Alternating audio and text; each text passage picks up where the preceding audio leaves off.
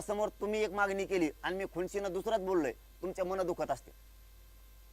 मागणी आमची, रात्रंदिवस जीव जाळतोय समाज, करोडो समाज रस्त्यावर, आणि तुम्ही 29 जाती आरक्षणात घालता आणि मराठ्याला देत नाही. याचा अर्थ होतो हे खुन्नशी मी नाही देत मराठ्याला.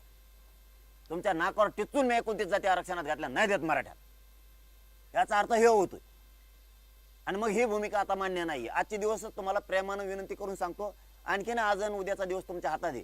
आम्हाला मुंबईला यायचं नाही. आम्हाला काय करायचं मुंबईला आरक्षणाची अंमलबजावणी केल्यावर? आम्हाला काय काय गरज काय पडली मुंबईला जायची? गरज नाही आम्हाला. तुम्ही आमचे मागण्या येतात त्या देऊन टाका. इथं बसलेला सगळा वारकरी संप्रदायाचा महंत बसलेत. मला प्रामाणिकपणानं सांगा, तुमची जर गावात एखाद्या बांधवाची जमीन 7/12 आहे तर तुम्ही कसं काय देणार नाहीत? मग आडमुठं कोण? म्हणून आज आणि उद्या हातात आहे. आणखी नाही फडणवीस साहेबाला संधी, संधीचं सोनं करा उलट तुम्ही. तुम्हाला वाटतं ओबीसी तुमचे तर मराठे तुमचे होतील. आम्हाला काय घेणं पडलंय राजकारणाचं? पण तुम्ही नाही दिलं तर तुम्हाला शेवटचं सांगतो, मी सरकार सुद्धा उलटून टाकू शकतो. तुम्हाला वाटण काय आहे काय नाही. मी माझ्या समाजाच्या लेकराचं रडणं बघितलंय, वेदना बघितल्यात, माझ्या जातीचे हाल मी बघितले. मी सोडित नसतो. मग मी जर एकदा 10 वाजता 27 अंतरवाली सोडली तर मी मंत्र्या फंत्र्याचं कोणाचंच ऐकत नसतो. मग कारण मराठ्यांना सांगतो आणि महंताला विशेष करून सांगतो, तुमच्या हातावरती आमचं राज्य आहे, तुमच्या विचारावर आमचं राज्य आहे. वारकरी संप्रदायाचे आम्ही भक्त आहेत. मी आडमुठा नाहीये. मी माझ्या लेकरासाठी झुंजतोय गरीबाच्या. आणि ते जर आडमुठापणा करत असलेत तर दोष कुणाला द्यायचा ते तुम्ही ठरवा. तुम्हाला मुद्दाम बोलवलंय. दोष कुणाला द्यायचा, मला का माझ्या समाजाला का सरकारला? मागणी आजची नाही, ते पण तुमच्या कानावरती टाकून ठेवतो. आणि फडणवीस साहेब तुम्हालाही सांगतो आणि मुंबईकरांसाठी सुद्धा सांगतो, तारीख डिक्लेअर केलेली याच पत्रकार बांधवाच्या समक्ष केलेली 4 महिन्यापूर्वी. 4 महिन्यात काय हालचाली केल्या? काहीच नाही. मग आडमुठं कोण? माझं असून माझ्या मराठ्यांच्या पोरं मेलेले मी कसं काय बघायचे? मी कोणता क्षेत्रीय मराठा आहे? मग लेकराच्या धडाधडी मुर्दे पडायला लागलेत, सरकार पाडायला लागलंय. मग मी कसं काय शांत बसणार? म्हणून ही 4 महिन्यापूर्वी तारीख डिक्लेअर केलेली आपण. आता ते झाले 4 महिने. याच्यातलं आतलं पुन्हा एकदा सांगतो. 2 महिन्यापूर्वी 288 आमदाराला मी फोन केले. त्याच्यात 2 उपमुख्यमंत्री आणि फडणवीस साहेब मुख्यमंत्री साहेब सुद्धा. मी कधीच फडणवीस साहेबाला 2 वर्षात बोललो नाही. स्वतःहून म्हणतो. त्यांचे लोक आले असते फोन घेऊन. मी स्वतः 2 महिन्यापूर्वी फोन लावला. हे मुंबईकराला माहीत पाहिजे, माझ्या महाराष्ट्रातल्या मराठ्याला माहीत पाहिजे. मी स्वतः फोन केला आणि त्यांना सांगितलं तुम्ही आंतरवाली या. काडी सुद्धा पायाखाली वाजणार नाही, कुणी आईला सुद्धा म्हणणार नाही. कारण खानदानी मराठीत आम्ही सन्मानानं बोलवल्यावर अपमान करून वापस पाठवणारी जात आमची नाही. तुम्ही आंतरवालीला या. मला गरीब मराठ्यांचं घराणं वेदना व्यथा तुमच्याजवळ आरक्षणाच्या मांडायच्या. 2 महिन्यापूर्वी हे त्यांना सांगितलं. 26 तारखेला ऑगस्टच्या आत तुम्ही आमच्या मागणीची अंमलबजावणी करा. या विषयावर आम्हाला तुमच्याशी प्रत्यक्ष बोलायचं. पुन्हा म्हणू नका चर्चेला बसत नाहीत, बोलत नाहीत, पुन्हा गैरसमज समाजात पसरित आण. म्हणून मी त्यांना त्याच वेळेस सांगितलं होतं, आम्हाला मुंबईला यायचं नाहीये. 26 तारखेपर्यंत ऑगस्टच्या सगळ्या मागणीची अंमलबजावणी करा. आता मुंबईकरांना सांगतो आमची काय चूक. आणि 4 महिन्यापूर्वी मला माहित बी नव्हतं गणपती बाप्पा बसणार आहेत म्हणून. आणि ती हिंदू धर्माची संस्कृती आम्ही जतन करतो. आम्ही डोक्यावर घेऊन गणपतीला नाचतो इथं खेड्यापाड्यानी. वारकरी संप्रदायाची सगळ्या परंपरा आम्ही पाळतो, सगळे संस्कार पाळतो. आम्ही ती न्याय देणारी भूमी आहे मुंबईतली. गरिबांच्या लेकराला न्याय मागायला यायला लागलो, कोणाला त्रास व्हावा म्हणून नाही. बरं, आम्ही जर हे मुख्यमंत्र्यांना 2 महिन्यापूर्वी सांगितलंय आणि तारीख डिक्लेअर 4 महिन्यापूर्वी केली, जर आता देवेंद्र फडणवीस लक्षच घालत नसतील तर आडमुठं कोण हे मुंबईकरांनी त्यांनाच प्रश्न विचारावा. आम्हाला नाही. मी येणार आहे. मी 29ला मुंबईत येणार आहे आणि आरक्षण पण घेणार आहे. फक्त माहीत नसणाऱ्या गोष्टी सुद्धा सगळ्या राज्याला, फडणवीस साहेबांना, पुन्हा राज्यातल्या जनतेलाही सांगतोय. अशा 8-9 मागण्या आम्ही तुमच्याकडे दिलेल्या आहेत. त्याची अंमलबजावणी तुम्ही 26च्या आत द्या. पुन्हा एकदा सांगतोय, त्यावेळेस गिरीश महाजन साहेब म्हणले होते, दुसऱ्या विषयात आलो पुन्हा, तुमची मागणी आहे म्हणे मराठा आणि कुणबी एक हेच व्यासपीठ येते, इथंच बसलेली होती.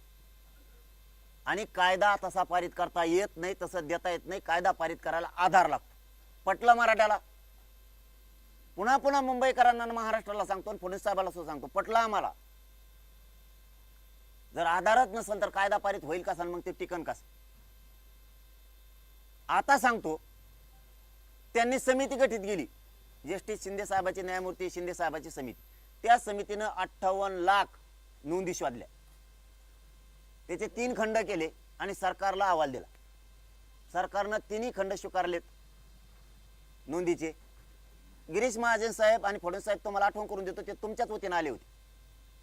त्यावेळेस तुम्ही म्हणले होते आधार असल्याशिवाय कायदा पारित करता येत नाही. आता मराठा आणि कुणबी एक हे कायदा पारित करायला 58 लाख नोंदीचा तुम्हाला आधार, याच्यापेक्षा किती पाहिजे? मी कुठं आडमुठे दे, मला मराठी पण सांगा आणि सरकार पण सांगा. आता समिती तुमची गठीत तुम्ही केली, नोंदी तुम्ही शोधल्या, सरकार तुमचं, अहवाल तुम्ही स्वीकारलाय, आम्ही नाही. तुमचं तुम्हाला सांगतो आडमुठं कोण आहे, म्हणून मराठे पेटून उठलेत फडणवीस साहेब. त्यांच्या लक्षात आलंय मराठा आणि कुणबी एक जे आर काढायला आधार पाहिजे म्हणले तुम्ही. 58 लाख नोंदीचा आधार आहे. आता कसं काय देणार? बाकीच्या ज्या जाती घातल्या ओबीसीत त्यांना कोणचा आधार आहे? कुठलाच नाही. तरी त्यांना दिलं. आम्हाला तर आधार आहे. आम्ही डायरेक्ट 7/12 दाखवतोय, सरकारी नोंद दाखवतोय डायरेक्ट. त्यांजवळ कुठे? त्यांजवळ नाही तरी पण दिलं. आमजवळ हाई तरी देत नाहीत. म्हणून मराठा आणि कुणबी एक जे आर काढा, आणखीन 2 दिवस तुमच्या हातात आहे. त्याची अंमलबजावणीच पाहिजे. मी अंमलबजावणीशिवाय एकाही मागणीत मागे सरकू शकत नाही. मराठा समाजाला सांगतो, मागण्या सगळ्या सांगितल्यात, त्याच्यावरती मी ठाम आहे, मराठी पण ठाम आहे. सगळ्यांनी आजपासून आणखीन 1-2 दिवस हातात येत. आता कामधंदे सोडा. राज्यातल्या सगळ्या मराठ्यांनी कामधंदे बंद. नोकरदार वर्ग, कर्मचारी वर्गाने कामधंदे बंद करा. व्यावसायिक असतील, उद्योगपती असतील, कोण कोण असतील, जरा व्यवसाय स्टॉप ठेवा. आता किराणा दुकान, टपऱ्या काय असतील तुमचे, हॉटेल सगळं बंद ठेवा सध्या. आता मुंबईकडे जायची तयारी करा सगळेजण. असा उठाव पुन्हा होणार नाही. असा एकजुटीचा, एकतेचा इतका प्रचंड मोठा जगाच्या पाठीवर असा सोहळा पुन्हा होणे नाही. म्हणून या लढाईच्या सोहळ्यात, या विजयाच्या सोहळ्यात प्रत्यक्ष घराघरातल्या प्रत्येक मराठ्यांनी सहभागी व्हा. वारकरी संप्रदाय सगळा असन, सगळ्या महंत मंडळीचं आम्ही वेळोवेळी कौतुक करतो की त्यांनी खूप कीर्तनाच्या माध्यमातून हा मुद्दा लावून धरला होता. जसं मीडियाने लावून धरला, तसाच महंत मंडळीने लावून धरला होता. एक गोष्ट माहिती आहे आम्हाला, तुम्हाला वाटलं असताना आम्ही विसरलो. तुम्हाला लय त्रास झाला. काय काही नाही, कमेंट नाहीत का? मी मोकळा नाही झालो. आणखी तुम्हाला जिथं जिथं भोगावं लागलं तिथं तिथं सगळं तुम्हाला ती जबाबदारी आमची नीट उभा काढायची. कारण काय, लेकराच्या तोंडाला घास आला होता म्हणून एका शब्दासाठी दुसरीकडे आंदोलन जाऊ नये म्हणून आम्ही बोलत नव्हतो. तुम्हाला त्रास झाला आम्हाला माहिती आहे, आम्ही पण होऊन दिला हे आम्हाला माहिती. कारण तिकडं जर होतं तर आंदोलनाला दिशा वेगळी लागली असती आणि मूळ जे घ्यायचं होतं ते राहिलं असतं. म्हणून बोलू शकलो नाहीत. आता मोकळे होतो लवकरच आम्ही.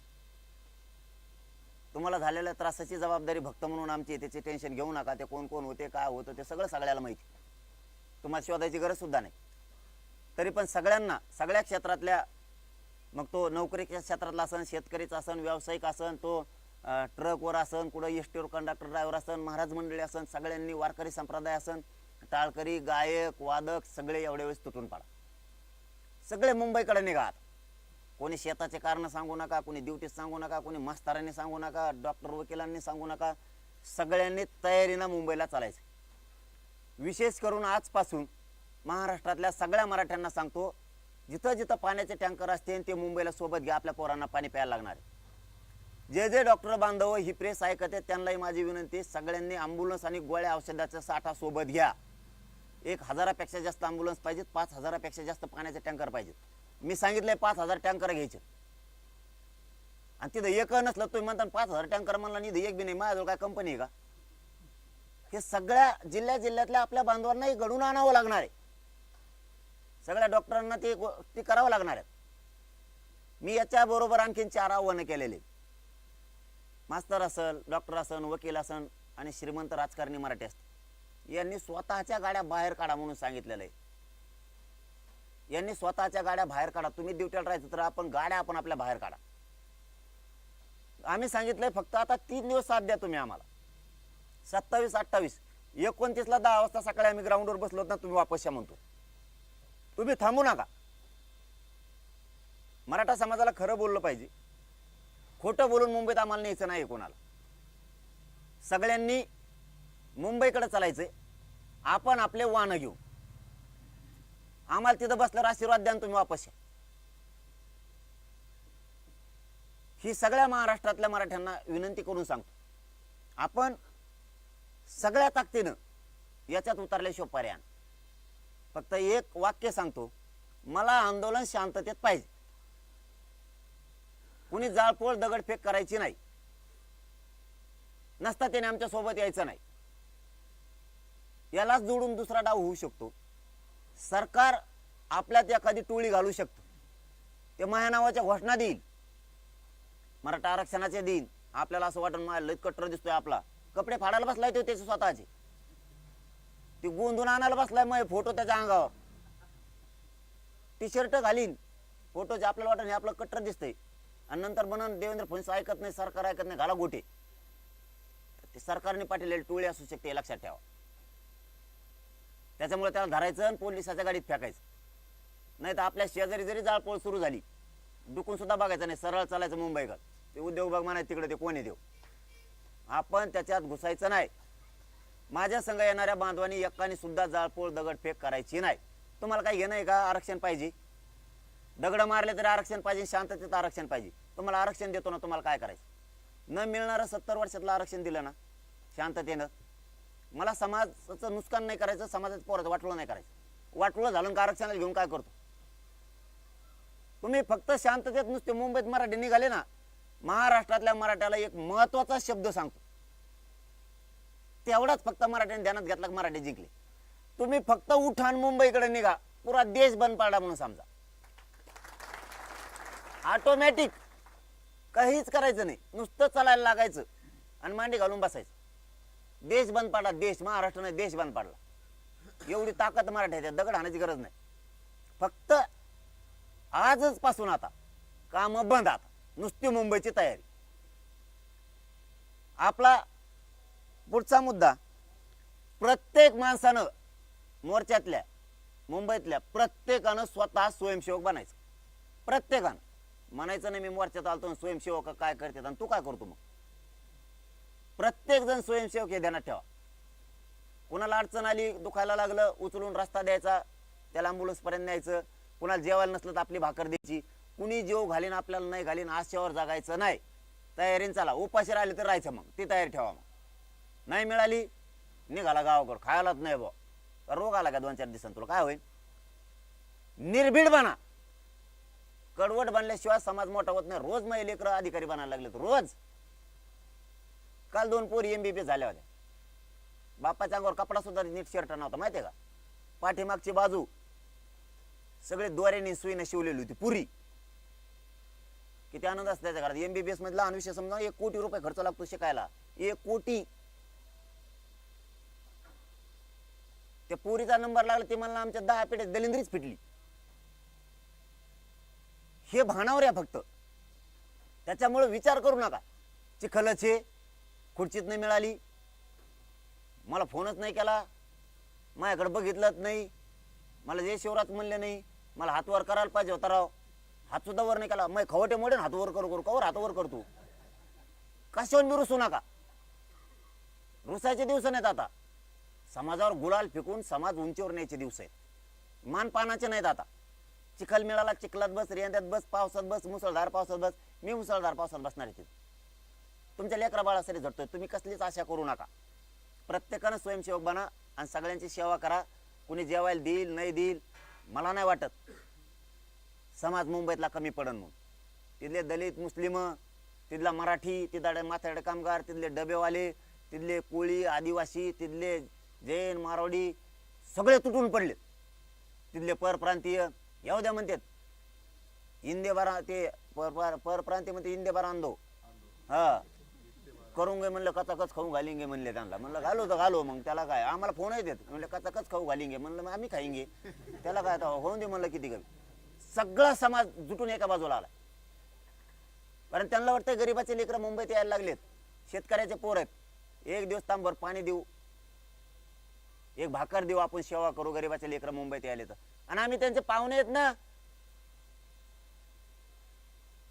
पाहुण्याची सेवा मुंबईकर अपमानाने नाही करणार, पोटभर देईल. पण तरी आपण तयारीने चला. पावसाचे दिवस आहेत नाही ते बाहेर आले. काही काही पावसाचं भेव वाटतं. आपले पावसाचं कपडे काढी दे. त्यामुळे आपलं आपलं तयारीने चला. चूल पेटली की सुरू. लय झालं तर आपण आपल्या ज्या गाड्या आता ट्रक आहेत, टेम्पो येतं, पिकअप येतं, जर रावठ्या नाही मिळाल्या किंवा आपल्याला काही तिथं पावसात झोडपतो म्हणून आपण आपल्या गाड्यातच झोपायची व्यवस्था करा. आंदोलन गाडी पुशी सुरू. मराठा समाजाने समजून घ्या. ग्राउंडवरच असं काही नाही. जिथं गाडी आहे तिथं झोपायचं आणि तिथंच उतरून खाली बस जायचं. झालं आंदोलन सुरू. पाऊस आला की लगेच गाडीत, पाऊस गेला की उतरलाच खाली. आपण आपल्या तयारीनं सगळेजण चला. आपण तिथं महाराज मंडळींचे कीर्तन ठेवले. कारण माझी 22 वर्षापासूनची पद्धत आज नवीन नाही. आमच्या मराठवाड्यातल्या काही पश्चिम महाराष्ट्रातल्या भागातल्या महाराज मंडळींना माहिती. मी आंदोलन ठेवलं की पहिले कीर्तन असतं आपले. जेव्हा आम्ही 2-2, 4-4 जण बसत होतो तेव्हा सुद्धा कीर्तन ठेवत होतो आम्ही. जाधव महाराज खरं आहे की नाही. बिगर सुपारीच परत सुपारी द्यायला हाय काय कोणाजवळ. कौतुक आहे आम्हाला वारकरी संप्रदायाचं. एकाने बी एक चाराने मागितला नाही आम्हाला. एकाने सुद्धा चाराने सुद्धा. आता नुसते फोन गेले बाबाजींना की तुम्ही तुमचं कीर्तन आहे. ते म्हणले आलोच. ते म्हणले नारळ सुद्धा नाही भेटणार. ते म्हणले आम्ही मागितलंच कवा, आम्हाला नको. पण समाजासाठी लढायची वेळ आली ना आम्हाला संप्रदायाच्या माध्यमातून तुम्हाला. आणि काय होतं त्याच्यातून लाखो करोडो पोरं बसलेले असतात. वारकरी संप्रदायाचे विचार डोक्यात रुजतात. नसतं आता वेगळेच विचार सुरू आहेत. मोबाईल सुरू केला की धांगडांग सुरू होते. तेच ऐकत आहेत. कमीत कमी लाखो तरुण पोराला, बसलेल्या करोडो समाजाला तुमच्या माध्यमातून वारकरी संप्रदायाचे विचार त्यांच्या बुद्धीवर पडतात आणि परिणाम होतो. जसा मराठी एक येत नव्हती, मी इमानदारीचा मेसेज दिला. मॅनेज न होण्याचा. मराठी